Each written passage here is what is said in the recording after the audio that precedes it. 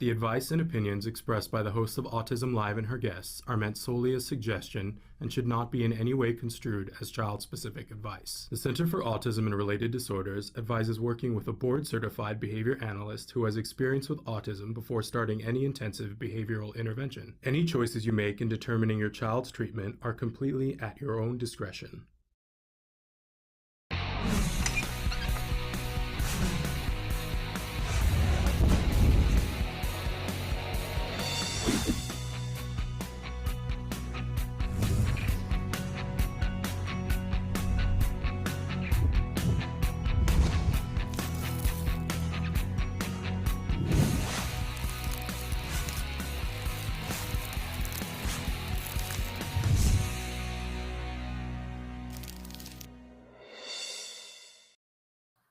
Good morning and welcome to Autism Live. I'm Shannon Penrod and we're coming to you live from my house still. It's a year later, still doing that. And you know what? We're going to keep doing that and I'm proud of that. And I'm proud that we're here. I had to write something yesterday about our fabulous producer, Traven, and I'm proud of how fast he was able to convert us so that we could work from home safely. And proud that there wasn't even a blip in us being able to provide you guys with content. And, instead of doing fewer shows, we've done more shows during this pandemic. And because you guys asked for it and you said that you needed it. And so I'm proud of the fact that we are here. Hey, Shannon, saying hello to you guys. And we are live and we are interactive right now. So we're live right now. Hello, Lavender from England. Lavender, and you're from England. That's double whammy fabulous. So we're welcoming everybody here. We're live right now on YouTube, on Facebook, on Twitter, on Periscope, and about 17 other places as well. And Traven is going to start to show those to you on the screen. We are also live on autism-live.com. For a while, the live show wasn't playing on our website, but now it is. So you can always find us there as well. And when the show is over, we podcast the show to every place that you get your podcasts. We're a free download. We're very proud of that as well. And we archive our videos, and we also, I make it sound like I'm doing it. It's Traven. Traven cuts out highlights from each show. So if you don't have time to watch the whole show, but you just really like the jargon, or you really like when we have guests that are folks that are on the spectrum themselves, self-advocates, or you really like when we have Dr. Grampy ask questions, he segments it all up. There's like just a highlight place where you can watch all the little snippets. So you can see shorter segments, or you can pick a topic or a guest, and you can find them on our homepage, autism-live.com. We also have a pretty extensive playlist on YouTube. We've been doing this show now. This is our 10th year. So there's a lot of videos, and you can search them and find what you want. And if you don't find what you want, please write in and tell us what you're looking for. Our favorite part of this is being interactive. You know, way back when, and we know a lot of you watch us in podcasts because you can't watch us live, and we love that too. But we, and people were like, you should just do a podcast and not do the live thing. And we love the live thing. We love talking to you in real time. And there is something about it for me that it's like when we can connect with somebody in real time, it's magic. I'm about to tell you that we have lots of experts on the show, and I'm not one of them, and that's the truth. But my credentials to be here are that I'm a mom. I am a proud mom of a young man who was diagnosed with autism when he was 2.5. He's about to be 18. Don't give me chest pain. Right? I like to say, woo, felt that right there. He's about to be 18 and is doing remarkably well. And I couldn't be more grateful for that. Right. And, part of the reason why he's doing remarkably well, I'm about to go off on a thing here today, is that he got access to really, really good quality ABA when he was 3. And not only did he get good access to good quality ABA when he was 3, which I know that makes me lucky. We also had to work like, dogs to make that happen. But still, I get it. ooh, lucky, because even if you work really hard, it's not available to everybody. But then we also, because of the people who brought us into the world of ABA and talked to us about what to do, they said, here are the things you got to know. And one of them is you got to follow the science. And the science says this, your 3-year-old child needs a 40-hour program. And I went, what? That's crazy. He's a 3-year-old. That's a full-time job. And they went, yep, I know. Have your feelings. Look at the science. Have your feelings. Look at the science. And you know what? In a lot of respects, I like to not be responsible to rules, and I like to off-road it and do all these things, but I'm a rule follower too. And if you show me something, I can't unsee it, right? And I can't unsee it. And I had this stack of studies that this mom gave me about 40-hour programs for kids who were 3 years old. I couldn't unsee it. And I tried. I looked at other things. I was like, well, here's this other program. What are your outcomes? And or here's ABA and you're doing 20 hours with a 3-year-old. What are your outcomes? Show me your outcomes. Show me the money, right? We just watched Jerry Maguire again the other day. We've had Jay Moore on the show many times. We were watching Jerry Maguire. It was really fun. And show me the money. Show me what your outcomes are. What's your best outcome and how did you get there? And when you look at best outcomes of people who are able to do what they want to do and do not feel that there's anything holding them back, I challenge you, show me science other than the studies that show minimum of 25 to 40. And what I've been finding out the last couple of weeks is that a bunch of people just went, well, 25 to 40 means 25. No, it doesn't. If I said that to you, if I said, I'm going to pay you $25,000 for something, or between $25,000 and $40,000, right? And then I went, so I'm going to pay you 25. You good with that? Or are you like, well, wait a second, why not 40 then, right? 25 does not equal 40. If the range is 25 to 40, don't settle for 25. Just saying. But you gotta do that. And so a lot of places are just going, well, 25. And apparently more places, I got an email this morning that has set this off of somebody saying that in Canada, they're saying 9 is enough. And I just want to say to you, we all need to save ourselves and practice the phrase, show me the study that says that. Everybody repeat after me. Show me the study that says that. Because I can show you a study that says that 10 hours of ABA is the same as doing nothing. That it's like you have to build enough attrition. Now, that's for kids who are really young. For a 15-year-old, 10 hours, 9 hours might be enough. But if we're talking about kids that are in that window when they're building language, 3 to 5, show me the study. This says, Canada, show me the study. Do we need to get Trudeau on here himself? Show me the study that says that, because there isn't one. There is not one. And this mass hypnosis that insurance and governments think that they're going to do for us that says that 25 is the same as 40. On what planet? First of all, not this one. And 9 isn't even in the, I know, I'm losing my mind. Okay, so Shannon wants to know, how many years did my son do a 40-hour a week? He started right after his 3rd birthday. We did not start at 40 hours. First of all, we didn't have the funding for it. There was no insurance back then. And so we did not have the funding for it. And he was 3, and we want to start young kids and ramp them up. We don't just go, here's a 40-hour program, hope you can swim.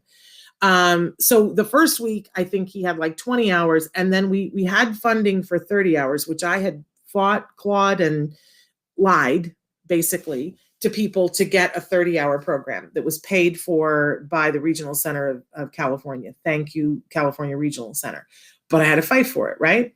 But then we fought for the other 10 hours and it probably took us 6 months, but that was okay because he was ramping up. Started at like 20, ramped up to 30, was holding at 30 and doing okay. And then we fought for and were able to get the 40-hour program. So by the time he was 3.5, we were at a 40-hour program. He did a 40-hour program that year. And the next year he went to preschool. And so we fought for and kept, I think we were probably between 35 and 38 that whole second year. And then because he was doing so well, and by now he's in kindergarten, then we probably went down to 28 to 30 in the third year. In the fourth year, we were down to 20. And in the fifth year, yes, hang on to yourselves. In the fifth year, my son we were probably at like 15 and tapered down to 8 until he was done. So he finished, took 5 years. He finished on his 8th birthday, the week of his 8th birthday. So started the week after his 3rd birthday, finished the week of his 8th birthday, and finished intensive ABA. We still continued as a family to espouse the ideals that ABA had taught us, right? And we still worked on things in an ABA way and still do with each other even. And my son, our last night, he was the lead in the high school play. He has friends, and we're picking which college because he got accepted to 6 colleges for various and sundry things, but he thinks he wants to be a screenwriter. And this was my child who was nonverbal. And for years, one of the big things that we continued to do intensive ABA was that he, writing was a big problem. And he wants to be a screenwriter. So when I say to you, the science is clear that intensive in that age range is your best chance. All kids are different. All kids move at different paces. And can I tell you that my kid was not one of the fastest ones? There were lots of kids that did better and didn't need the full 4 years, let alone 5 years. He wasn't the poster child. And when people hear how well he's doing and they're like, oh my gosh, it's as if it was some sort of magic thing. And what's crazy to me is that people kept telling me, well, you got to do the intensity. You got to do the intensity. And now I'm finding out how many people didn't. That, we took it so seriously and we have this great result.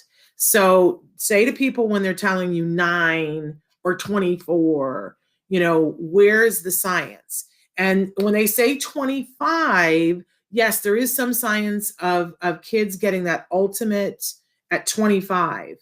That's absolutely true, but there are more kids who got it at 40. So don't risk. If you're going to go in, go all in. And if nothing else, get it done faster. If that's the thing, give your child the best chance. Okay. So I went off on that. Sorry, but I needed to, because it makes me crazy when people tell me that, the entire province of Canada is saying 9 hours is enough. No, it is not. Show me a single study that says that, Canada. Come on now. I love my Canadian friends, but come on now. Okay, so Traven is reminding we still have jargon to do. Okay, so let's get to our jargon, because let's talk about some good quality ABA. And let's take a look at what our jargon term is. What I love is that the Traven is making up some terms now, which is great. So we talk about the 4 usual suspects and how these things are maintained. I don't know that this word actually exists, but access-maintained behavior, I don't think that's actually a term, but we're talking about behavior that is maintained by wanting to get access to something. But I don't think they call it access. Maybe they do. I don't know. But in any case, we've been talking about the 4 usual suspects. There's 4 main reasons why we or anyone, but including kids on the autism spectrum, will engage in a behavior. And sometimes that behavior is not functional for them, and it's not functional for us, and it's not functional for the world that these kiddos live in. And that sometimes we want to intervene on a behavior. Just want to give the asterisk. We don't intervene. Good quality ABA says we don't intervene unless it has a positive impact for the individual. That impact might be social. It might be, any one of a million different things, but we're trying to get this individual to a place where they can do whatever they want and that they can make choices for themselves about what they want. But I love, a friend of mine said, I want to teach my kids how to keep house really well. But then when they're adults, if they decide that they don't want to keep house well, that's their business. But I'm making sure that they have the skill, that they know how to do it. And I remember thinking that and thinking, well, that's a great way to be. Let's give them the skill. And then if they don't want to use it, that's up to them, right? But I think one step further in ABA, we don't intervene in a behavior unless we're confident that it is meaningful for the individual. A lot of people will talk about, well, but we're trying to get them to adhere to society's rules. I don't really care as much about society. It's just a different way of looking at it. When people say to me, well, why can't everybody else adjust to our kids? I agree with you. But when my kid was laying on the floor of a friend's house crying, saying, why won't the other kids play with me? Right? I don't want to wait for society to get it together. I want my child to have the skill to say to the kid, please play with me. And when the kid doesn't listen, to persevere and say, can we play this? Because I want him to be successful while the world is changing. Does that make sense? Okay. Okay, so access-maintained behavior. Let's take a look at what the actual meaning of this term that we sort of made up is. But it's a thing, but I don't know that we really call it this. So let's take a look at what the actual definition is. Behavior that is maintained by access to tangible stimuli. So, I want something. And I have lots of different ways of getting it as a person in the world. Me, personally, Shannon, I want something. I want a drink of water. So what can I do to get the drink of water? I could ask someone for water. I can get up and go get a bottle of water. I can, pay for a bottle of water. I can ask someone for assistance and say, help, I need water. I have all of these options open to me. But if I'm a child, and if I'm a child on the autism spectrum and I want water, all of those things I just listed may not be available to me. Our kiddos on the spectrum may not be able, they might not even be able to identify my throat is dry, so I need water. They might just be feeling, I feel like I'm choking and not really know what that is. And, it's like there's a feeling of desperation. And if I don't know how to request water and I don't have the ability to, I don't have the words to say I want water, I might hit you to get your attention because it's my best guess of this is how I've got your attention now. Maybe you'll give me water. It's not perfect, but I have very few tools in my toolbox. So I'm going to engage in behavior hoping that it's going to be that thing and I've pushed the lever and you gave me the water. So, and there are things that our kids want. They want to play with the ball. They want the toy. They want to be held by mom. They want, they want access to mom. They, want the pink bedspread, not the blue one. They're people and they have needs and they have wants and there are things they want to play with the phone. There's things that they want and they've learned over time that some of their behaviors have worked. That if I throw a fit in the grocery checkout aisle while mom's attention is on trying to pay for the bill, she will hand me candy. Oh my gosh. This is great information for me. Every time we go in the grocery aisle, I'm going to throw a fit so that I get a lollipop. And listen, you may not have done it. You might not have been the person who started it. It might have been grandma, or it might have been your brother-in-law, but somebody in the moment, I've done it. Please. You're like, I'm trying to pay the bill and I got all this and I want him to stay in the car. Just here's a lollipop, right? But now the kid learns this is what I need to do to get the lollipop. And now we're in a world of hurt because now they're like, well, if I want candy, whether I'm at home or someplace else, I'm going to throw a tantrum because it works sometimes, maybe it work other times. And then we have the kiddo who, bites the kid on the playground because the kiddo is holding the ball and they want the ball, but they don't have the skill to say, can I have a turn? And then the skill to wait until it is their turn. So they bite the kid. What happens? The kid goes, drops the ball. Now our kid has the ball. Winning, right? Okay, so let's move on to our working definition here because I've gotten way ahead of myself.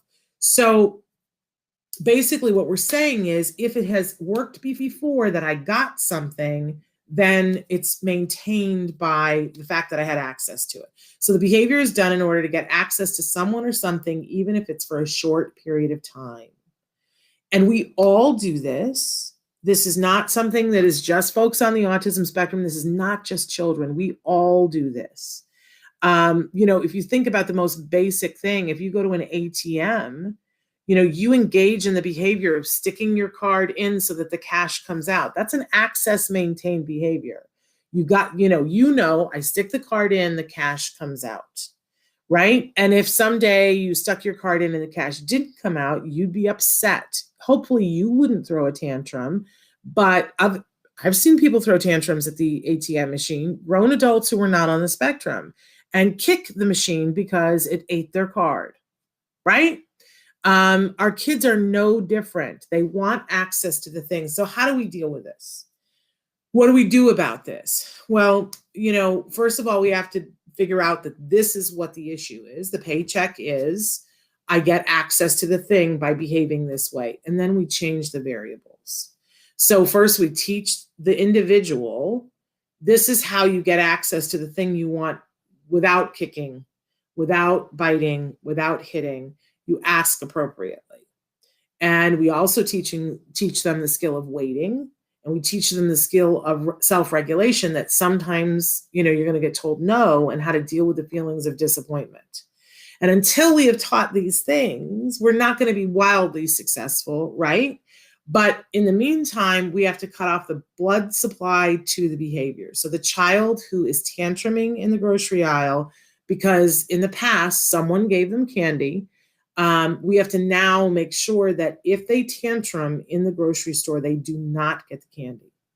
That it never, once the tantrum happens, there's no candy, and there's no discussion about it, right? There's just no candy. But we have to keep things fair. So if we know that this is what the child wants is candy in the aisle, one of the things that sometimes we do, after we've taught some skills, is that on your phone or on your hand or on a little sticker chart, you come up with a system that's like, here's the behavior I expect in the store. And it can be adding stickers or taking away stickers. The wonderful board certified behavior analysts know all about how to do this better than I do. Right? But I remember doing it both ways, that sometimes we would go into the grocery store and we would have 3 little smiley faces, Velcro smiley faces on a little index card, right? Laminated. And I would go, okay, remember, and I would have 3 things written on the top of the card. We're going to, ask before walking away. We're going to, we're going to stay in the cart. We're going to use our indoor voice. Whatever the behaviors were that we wanted to see in the store, and not more than 3, right? But we go, before we walk in, we go, okay, now remember, if we do this, this, and this, and we keep all 3 smiley faces, then when we go to the checkout, you get the thing that you want. My kid wasn't into candy, so it was other things, but, he wanted squid. So I know, odd, but it'd be like, so if you keep the 3 smiley faces, you get squid. And so, and if he did something, in that case, if he was doing something, I would give him a warning and say, remember, we want to use our indoor voice, because sometimes he would yell in the grocery store. And then if he didn't, there was no discussion. I would just in front of him pull one of the things off, and he would see he still had 2 left, right? But that his behavior was not quite where it needed to be. We had it the other way too, where if he did good things, we would add a smiley face. And if you got 3 smiley faces, you got the squid or whatever it was that he wanted that day. And we didn't have tantrums in the checkout anymore, because we want to have them be able to appropriately gain access to the things that they want to by doing the appropriate behavior. And right now they're just upside down in their behavior, and they're like, well, I don't know what else to do, so I'm going to do this. And that's always a recipe for not fun for everybody. So isn't that great? Isn't that powerful knowledge to know that there's a way we can help them to get what they want, what they need. We can teach them the skills, and we can build in them the confidence of, If I ask for it, you know, I'm not always going to get it, but I know how to deal with my feelings when I don't. Woo, powerful, powerful stuff. Okay, moving on. We always have a question of the day. Our question today is who would you do anything to meet? Like, have you ever done really redonkulous things to get at someone or something? You know, have you ever stood in line for hours upon hours? I remember years ago, it was a thing. I could meet Jimmy Stewart, but I just had to stand in line for 7 hours. And I really wanted to meet Jimmy Stewart, but not 7 hours standing in line. Do you know what I mean? And then, of course, now Jimmy Stewart isn't alive. And there are times when I go, maybe I should have stood in line for 7 hours, but I had other things going on that day. But you know what? If it were Oprah, I would stand in line for 2 days, at least. I would set up a tent. I would be one of those crazy people who would set up a tent to meet Oprah. There's not a lot of people I can say that about. I've gotten to meet a lot of the people that I most wanted to meet. I loved, as a kid, I still love the Madeleine L'Engle books, A Wrinkle in Time. And I once stood in line for a couple of hours to get to meet Madeleine L'Engle, and it was worth everything in the world to meet Madeleine L'Engle. I'll never, ever forget that as long as I live. I will never forget that. But who would you want to meet, and what would you be willing to do? Right? Because I think when we understand that drive, we understand our kids a little bit more about what they're willing to risk to get at the thing that they want to get at. And sometimes the thing is mom or a Buzz Lightyear toy or whatever. They also feel the need, you know, the part of me that wants to put up a pup tent so that I can stand in line to meet Oprah. You know, there's a piece of that in every single one of us. It's just, what is the thing? Right? And our kids, when they want something, of course, they want it with their whole being. This is not something to be afraid of. It's something to, you know, learn about them, to connect with them, and to help them to be able to request it. Well, I've asked to meet Oprah. I just haven't asked in the right places. Oprah, if you're listening, dying to meet you. Dying to meet you. Okay, moving on. We always have a topic of the week, and our topic this week, please tell us what would you do to meet somebody. But our topic this week, because we already talked about it briefly, is making it fair. That, you know, if it's fair for our kids, it means that when we ask them to do things that are hard, there's something worthwhile for it. If we ask them to give up something, we give them something else. That we don't just expect them to do without the things that they're telling us that they need. That's not fair. That's not right. And good quality ABA says, let's make it fair. Let's make it rewarding. Let's make it worthwhile for this individual. That's what good quality ABA says. And that's important to me. That's why my kid has gotten to where he is and why we're so grateful. Okay, so I'm running late, and I've made Leah Hirschfeld wait, and that's terrible because she is amazing. Leah Hirschfeld is joining us now. Often she joins us on Fridays, but we're doing a different kind of show tomorrow for various and sundry reasons. And so go ahead and have Leah join us. She is with explain to us, you're on the research team for the Center for Autism, right? Talk to us about what you do. Yeah, so I'm on our research team. I'm a research coordinator at the Center for Autism-Related Disorders. I also meant to do a plug. Shannon, I loved the last 10 minutes getting to hear all of that. It was so lovely. I'm so glad. I worry when experts hear my explanations for things that sometimes they want to break out into hives. No, it was so lovely, and it was so lovely when you were like, "This is so powerful." It was just so lovely to hear. It was a great 10 minutes when I joined. Anyway, sorry, team. So my name is Leah. I'm part of our research team here at CARD. I'm a research coordinator, and so what that means is that I get to spend my day, pretty luckily, I think, running studies. I work with our team to kind of come up with a research question and a research design that we're excited about.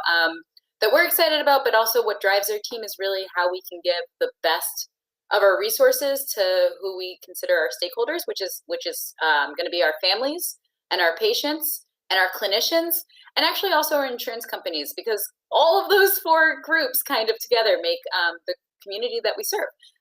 So I spend my day kind of asking research questions. How can we best solve some questions that we're asking? I run studies, I run participants, I answer questions from clinicians, sometimes from parents, and then I get to come on Autism Live and talk about really cool research. Yeah, but everybody wants to work with you, Leah, because you're amazing and you make great things happen and you're so enthusiastic about what you do that everybody wants. It's like we have bidding wars about who can pull you onto a project because you're just amazing. And I need for you to know that everybody loves your energy and your enthusiasm and the heart that you bring to everything that you do. And you're just good. She's so organized and good and passionate, you guys. It's a pleasure to have you with us for this and for other projects. We just have to keep fighting to get your time because everybody wants her. So thank you so much. I'll come on the show every day if I get this. Well, but unfortunately other people want you. So I have to put in my requests and give a quart of blood and offer other things in return for Leah's time. And that's all good. I'm willing to do that because she's amazing. So here's the question though. Would you stand in line for 2 days and put up a tent? Am I Oprah level? I think I might, Leah. I think I might. Wow. No, I was really kidding. That's too anyway. I think that might. Honestly, recently I asked if I could have Leah to work on a project, and I was like, oh, what do I have that I can offer up? And I was negotiating my took us off. If somebody had said, are you willing to sit in line for 2 days with a tent? I probably would have, Leah, to have you involved in that project. So there you go. That's way too kind. Way too kind. Well, no, truth. But I don't remember because we changed. You were going to be with us on Friday and we changed it twice. I don't remember what our topic is today. I don't remember what we assigned. So enlighten me. Absolutely. So I'm super excited about this topic. So Shannon, and I can't remember if this was this week, I think it was last week, you and Nancy talked about a press release about a study that's coming out. I tried to find the study. I think it's still in publication and things. But the press release was saying that fathers who read to their children with ASD, that relationship correlates to lower signs of depression, lower symptoms of depression in moms, in their partners. And, we always, Karen and I always ask when we come on, is there anything that your listeners want to hear about? We can always pick a really cool topic, but we want to make sure that what we're doing provides the best information for your audience. And so you had mentioned this to me, and the next thing that we thought about was to kind of talk about care stress, and what ways could we ameliorate? What ways can we make caregiver stress less? And to connect this to the beginning of the show, all those ABA terms and all that conversation and everything you're talking about there is so powerful and so important. And to your point, it's true about all people, right? We all do access-maintained behaviors, but it's also really hard. It's really hard to think about something like that and to do the index card at the supermarket. It's hard to be a parent. And launching into this, there's been research done about caregiver stress. And I'll say I use caregivers, I mean parents, I mean legal guardians. I'm trying to be more inclusive because not everyone who takes care of a child is a biological parent. So I'm going to say caregivers just for everyone. That's why I'm using that term. But it's really hard. It is really flipping hard to be a caregiver of a child, especially a child with autism. And there's research about caregivers of autistic children experiencing more stress than caregivers of non-autistic children. That makes sense. But that's true even if those non-autistic children have other disabilities, have other delays. Those parents with those caregivers of autistic children are still experiencing higher stress than caregivers of other children with delays and also caregivers of neurotypical children. That's it's really, really hard to be a caregiver of an autistic child. And so the study I wanted to talk about today is a study by Devenish, and if they're watching, I'm sorry if I just butchered your last name, but Devenish and her team that came out a few months ago back in November of 2020. And this study looked at community support and community participation and caregiver stress. And to me, well, I'll take a step back. There's a lot of research being done already about the stress that caregivers of autistic children feel. And there's a lot of research probably coming out, my guess is this year, especially with the pandemic. And I can only imagine how much more stress people felt. There's going to be a lot more research, is my guess, coming out soon about this. But this study I thought was really interesting because on top of, I love getting to bring in like so many research papers. There was another study as well about caregivers of autistic individuals who have been found to internalize negative social views, and that deteriorates the quality of life for themselves, for their families. It hinders their social lives. It affects self-esteem. They may feel misunderstood socially. They may feel negative prejudice, right? Like if you're going to your grocery store and your child is screaming and throwing a tantrum and can't communicate, you might feel as a caregiver really socially isolated and internalizing the negative views you might be feeling from the community. Is judged the word you're looking for? Because yeah, judged. Yeah. You feel judged. Absolutely. And caregivers are internalizing that. Not only do they feel judged, they like deeply feel that. And that's terrible. It's really, really hard. So with all of that in mind, right, caregivers of autistic children are feeling more stress. Caregivers of autistic individuals are really internalizing that judgment that they feel. So I feel really passionate about like getting some resources out there. So with that whole spiel before, this study by Devenish and her team looks at community support and community participation of autistic children and caregiver stress. And again, I think this might be even more important considering that a lot of communities might have been disrupted during the pandemic, right? If you had a religious community you were going to, you might not have been able to do that as easily, or etc. And I'll throw in the takeaway really quickly at the beginning, and then I'll go through the study, and then I'll talk about, again, the takeaway and some interventions. And Shannon, I can only imagine you have probably 1,000, yeah, like you're probably like on the edge of your seat ready to talk about this. So the takeaway, what these researchers found is that lower perceived levels of community support. So when caregivers thought that there was less community support, and what that really means is like the environment wasn't supporting them to go out into their community, may reduce the involvement of their children with ASD. And then also that increases the feelings of isolation in their caregivers. So I'll go through and talk about the study, but community is super important and really might also be affecting the isolation that some caregivers may be feeling. And that in turn also has some relationship to your child's behaviors and things. And I'll talk all about that. So this was caregivers of 48 children with ASD. Everyone, it was a study in Australia. And so everyone in Australia had to have a formal diagnosis of ASD, and it uses the DSM criteria. And so it was 48 caregivers of 48 children with ASD, ages 5 to 12. So we're talking like kindergarten to 6th grade probably. And what they looked at is they had caregivers report child ASD symptom severity. So if you've done this before, this is like the Vineland that you might be familiar with, or the SRS. Lots of acronyms, lots of fun names. But so those forms. And then they also had the caregiver report parenting stress. You may also have filled this out yourself as a caregiver. This is the PSI. It asks it asks a lot of intense questions. Yeah, that's a totally inappropriate face. It's one page of blah. Totally. Yeah. So, and then they also asked about caregivers reported perceived community support. And this is a very political paper. When they say perceived, like this is how the caregivers are seeing their community. This may or may not actually be whatever, but this is how the caregivers are perceiving, which is the most important part. And what they're talking about when community support is they're looking about access and resources. They're looking if the environment supports their child going to the playground, to have a sleepover, to etc. And so we've got 44 male children and 4 female children. Typical spread. Yep, not very many girls, but that is typical. And the caregivers are 30 moms and 9 dads. And I will say, actually, the 9 dads is awesome. It is really, really hard to get males, to get fathers to participate in research, period, especially when it involves children.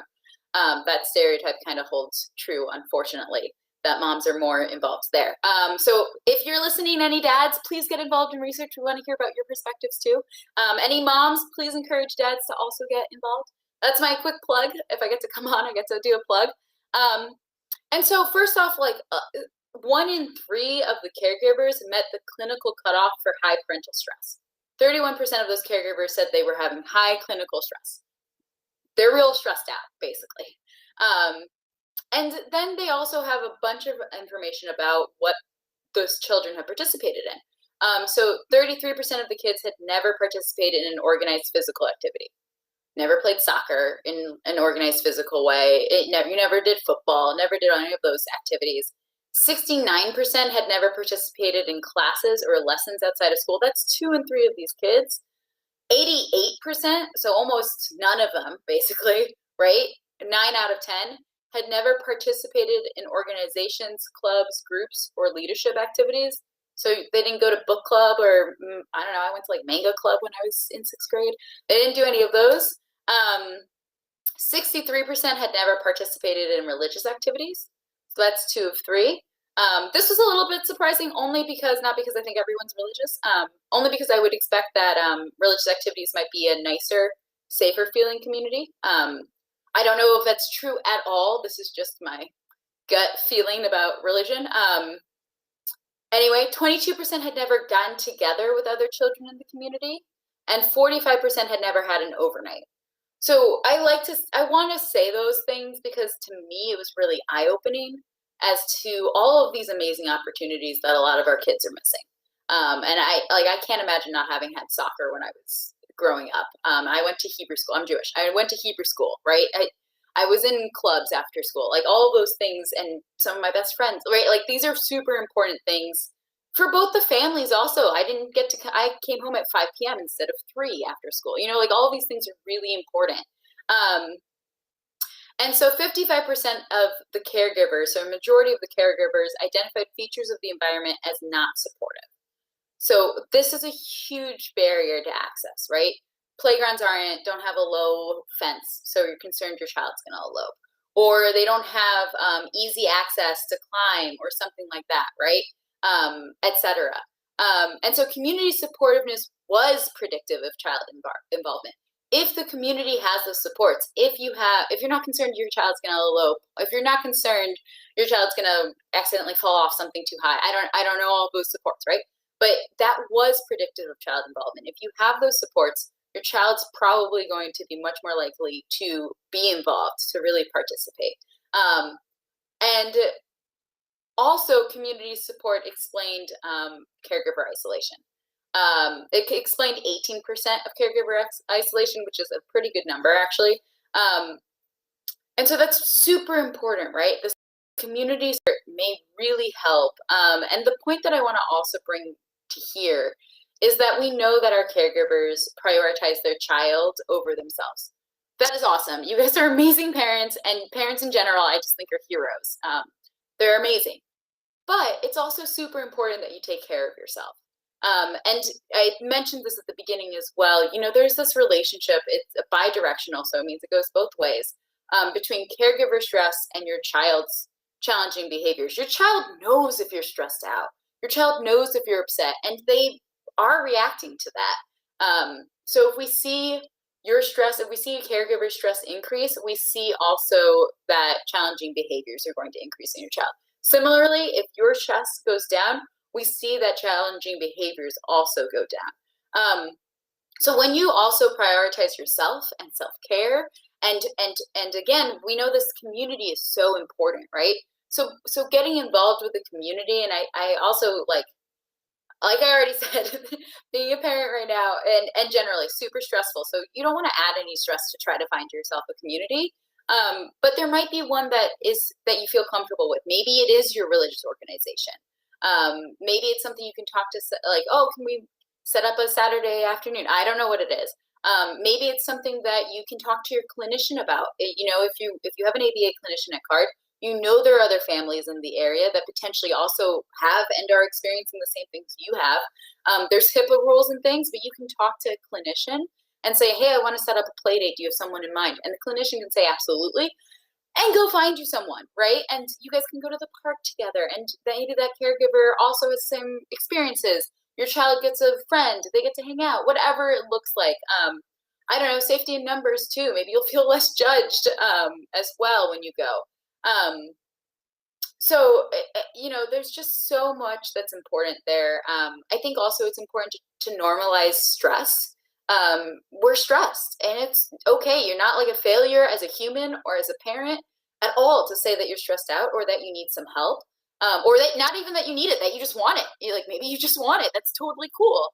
And you can talk to your ABA clinician. They're not a talk therapist, but they can also help. Like if you can come to them and say, I get really stressed with meal times. It is so hard. I'm trying to cook. My partner's still at work. I've got 3 kids, whatever it is. And the clinician can say, okay, we don't have to add additional things for you to try to do with your child during mealtime. Maybe that's something we focus on at the clinic while he's here, and we practice and we, give examples, etc. So talk to your therapist, talk to your clinician. They're not a therapist. Talk to your clinician. You can try to set up play dates, try to get involved with the community. Also, another plug, research has found that caregivers who feel that their child's teacher is an ally, when you feel you have a community there, you have a connection there, that they also may report less stress. Open access, open communication there. I know that's a whole nother bucket of challenges, but it's super important to make sure that you have a community. And that can look like so many things, right? That can look like additional family support, that can look like setting up a play date with cousins if they're nearby. It can look like talking to your clinician to find a play date. It can just go to the park. Maybe you strike up a conversation. It can be talking to your religious community. It can be a lot of things, but taking the time to get involved in the community, while it may seem like something that you can deprioritize, could actually really be something that will help with your stress, help with your child as well, and be a lovely, lovely benefit. I love this, Leah. On the one hand, it's I like to call certain studies, it's the duh heard around the world. Mm-hmm. And there's a little bit of a duh to this, right? Because it makes so Mm-hmm. much sense that families who feel like they have some sort of community support have less stress. It's like, well, duh. Duh. But what I loved all the detail that you went into, because I think whenever I'm talking to a parent, it's very often that, I'll say to them, what support do you have? And very often that's when the tears come. And I'm going to get emotional thinking about a parent I just talked to the other day. And they said, I have no one. I have no one. I have no family. I have no friends anymore. The friends I had now, they don't like my child. And it's dealing with, you had a community and you lost your community through having a child with autism, and that's devastating. Now, some people that didn't happen, but for a lot of us that happened. But I want to say to everybody, if you listen to all the things that Leah said, I know it's hard, but if you are willing to step outside your comfort zone a little bit, there is a community that's waiting to welcome you in its arms. Even in COVID, I know it's so hard, but there are lots of meetings that are happening online that are parents of other people who feel exactly the way you do. And there's even social groups online for your kids and your teens and your adults. We talk all the time here on the show about, locally here in Los Angeles, we have the Ed Asner Family Center. And I know Matt and Nava Asner-Paskowitz, who started it, this was exactly the thing that they were trying to answer. They created a center, a place where everyone can go and feel at home. And that there are classes and there are dances and there are events and things of that nature. And I feel so lucky that I don't have to create a place. They created it for me. But I think that if people look around, sometimes they will see that someone's got something, or they get together with another parent and they help to create it. I think about one mom that I know that lives in Corpus Christi that needed this. And she found one other mom, and then together they created a play group, and then all these other moms would come into the group. And sometimes that's all that it takes. And I do think some people have the benefit of being able to go to their church or their synagogue or their temple and they have this, and other people have found that their religious community has not caught up to inclusion. We did a show about this not long ago.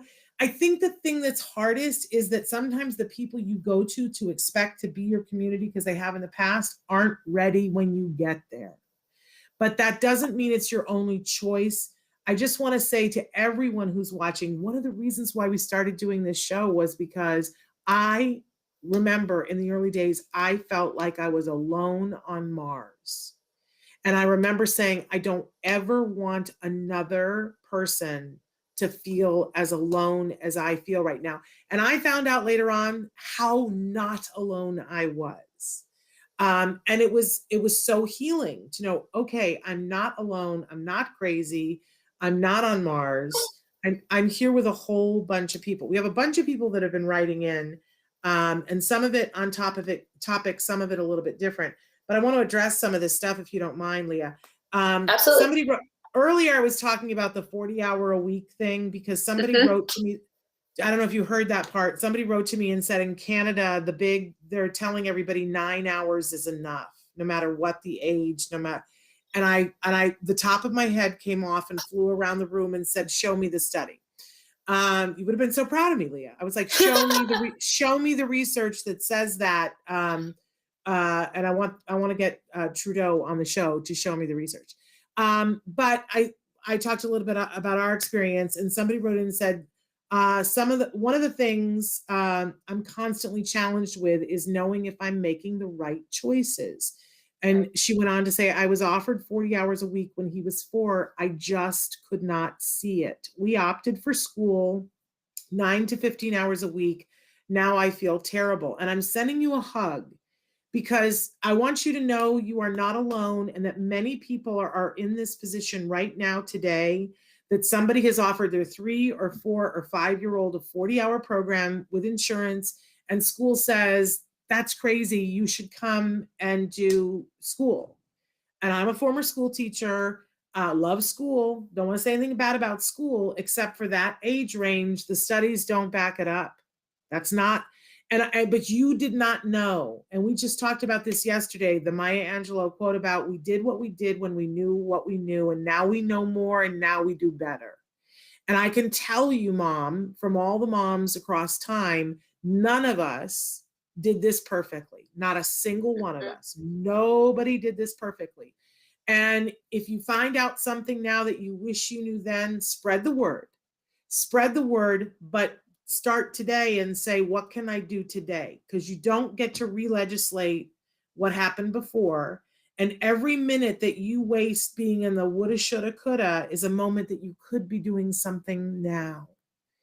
Share your story though, and tell people, hey, if you get offered a 40-hour program, you should pay attention to that, because later on you might think differently about this. But let's start from where you are today and forgive yourself. Do you know how many, like financially, I'm still like, because I didn't know information that I could have been paid to take care of my child. I used to pray every day saying, show me what to do. Because if I just had a way more with my child and not have to work, this would go better. It was there, but nobody told me. I beat myself up about that, especially now that we need money for college. I kick myself sideways about that. But you know what? I didn't know. You didn't know. Hug yourself, love on yourself, but decide what you want to do today and have that be based on science and what your child needs today. Just sending you a hug. But they also want to know, are any experience or solid studies, and this might be something for another show, Leah, regarding the use of listening therapy as an adjunct for autism.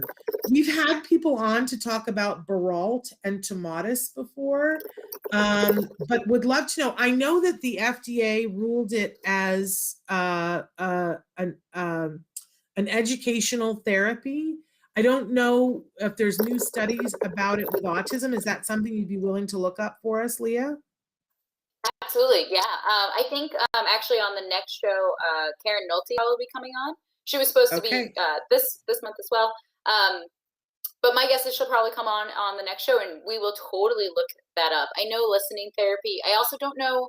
I don't know as much about listening therapy. I don't know also how much that overlaps with like cognitive behavioral therapy as well, or acceptance commitment therapy, ACT. I think they all kind of potentially swirl around each other a little. I think, but correct me if I'm wrong for the parent that's writing this in, there's some very specific sound headphones stuff that helps modulate so that you're able to recognize phonemes. We mean literally listen. Mean actually. Okay, yes, yeah, no, I know nothing literally about listening. That. I will look it up. Yeah. Mm-hmm. So I think that that's what we're talking about, and usually that's Baralt or Tomatis. And we have had people on talking about that before. I know for some of our kiddos, that's been really amazingly effective. And for other kids, it was just a nothing burger, and it's kind of expensive. There are people who give grants for it, but let's find out about the research, because I love to follow the science. But I love this next question because I think it's at the heart of where a lot of us are on a daily basis. Certainly when my son was younger, this was my mantra.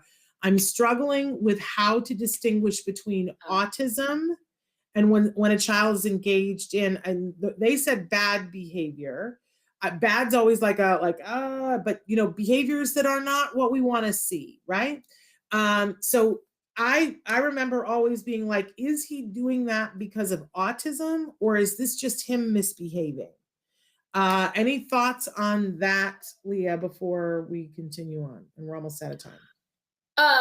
My feeling is that a lot of it, and I will say, like, I'm not a BCBA, so please take this all with a grain of salt. And this is something also Karen Nolte, who is a BCBA, might be able to come on and add a little plug beforehand.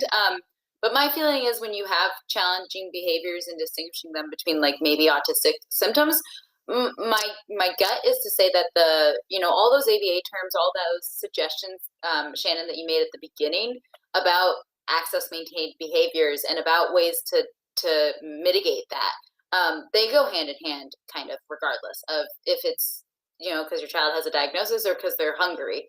I know I get hangry, and it's so I think I don't know that necessarily differentiating is going to be maybe the most helpful. I think working with your clinician and coming up with a way to resolve all of those interactions that are maybe not what you expected or not what you are hoping for or are disruptive.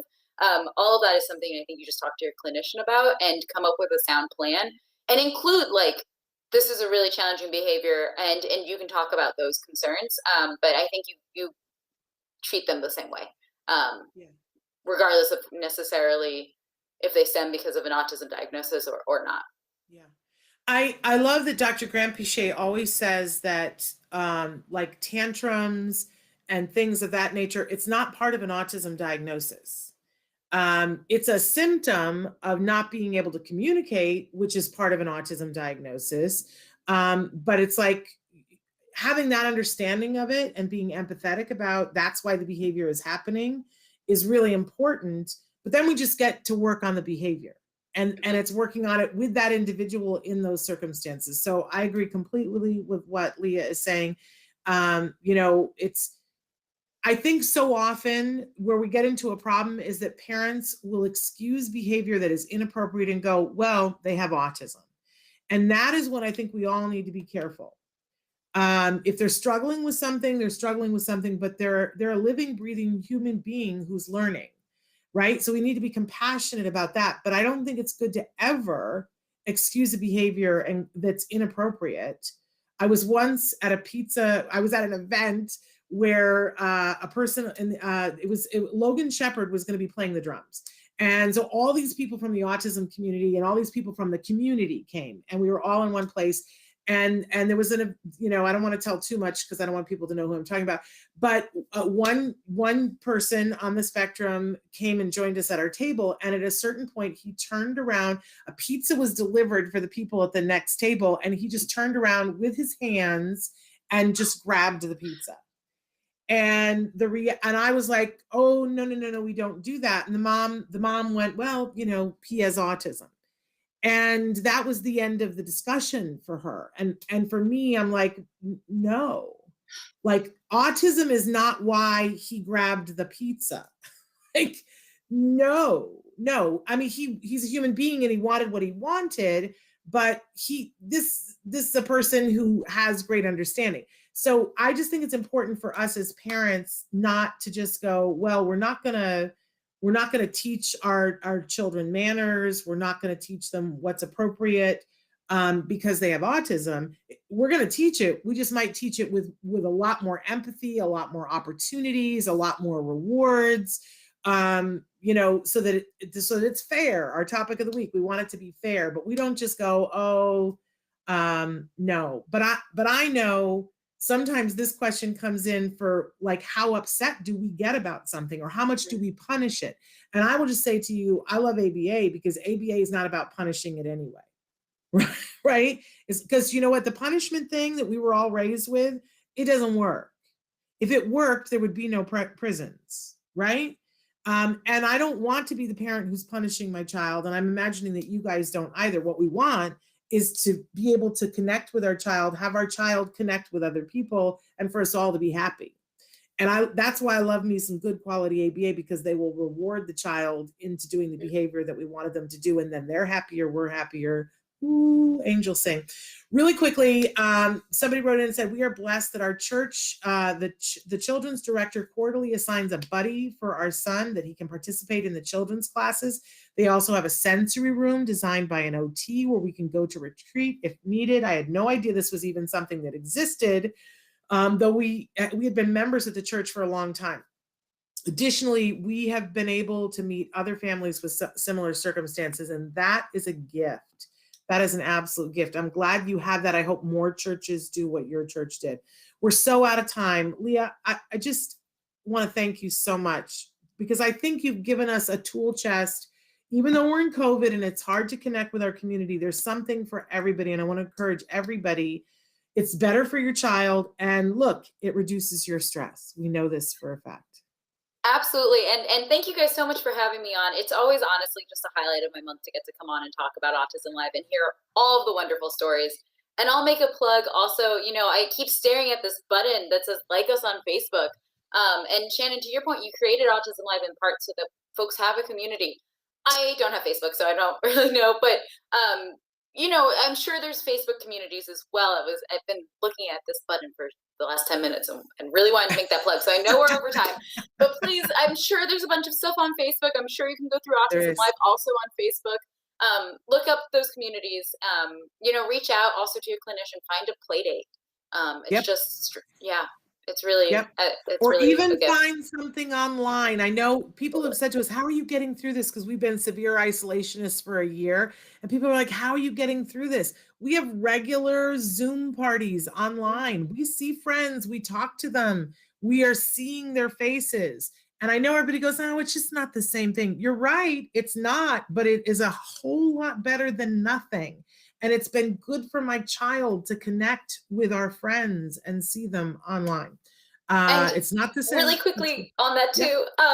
Also with the kids, they can play video together online. There's a lot of it, and that's like standard 8-year-old behavior, 8 to 29,000. Like that's what everyone does, right? So like totally appropriate also to set up like a video game date. I know we try to stay away from screens and things and all that, but if it's a community and totally rules out the window.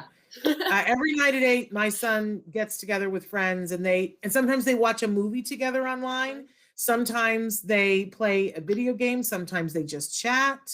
And it's not all shoot 'em up video games. They play trivia games together. There's a great game that they play where they have to improv. They get the name of something and a product, and they have to put them together, and then they have to pitch an advertising idea. There's all kinds of things that they can be doing online that are good for them and social and with their friends. All right, we just can't stop because it's so good. All right, tomorrow we're back with an Autism Live that's a pre-taped Autism Live. I'm just gonna keep it real and be honest because I'm not here. I have to go spend a minute with my child before he goes off to college. But we're back on Monday. And on Monday, can I tell you guys, it's crazy, crazy good. We have Torquil Sone with us on Monday. I just got confirmation. He is the founder of Specially Stern. He's got a big announcement about World Autism Awareness Day at the UN, what the topic is this year, and you're going to go bazonga bazinga about it because it's great. The CEO of Specially Stern is going to be here, and we're going to talk about, well, I'm just going to give you a hint, employment and how it's happening on the autism community and how the world is getting on board, y'all. It's Monday. You are not going to, I have goosies, right? You're not going to want to miss this. And it's all gearing up because Tuesday we start our special programming for April, which you guys are just, I just think you're going to love it. We've pre-taped some things because we had to, and it's just awesome, you guys. So can't wait to share with you. You're going to feel the hope, feel the love. You're going to want to dance in the street. Okay, so until then, give your kiddos a hug from me and one for you too. Thank you so much, Leah. Thank you, all of you. Bye-bye for now. Thank you all so much.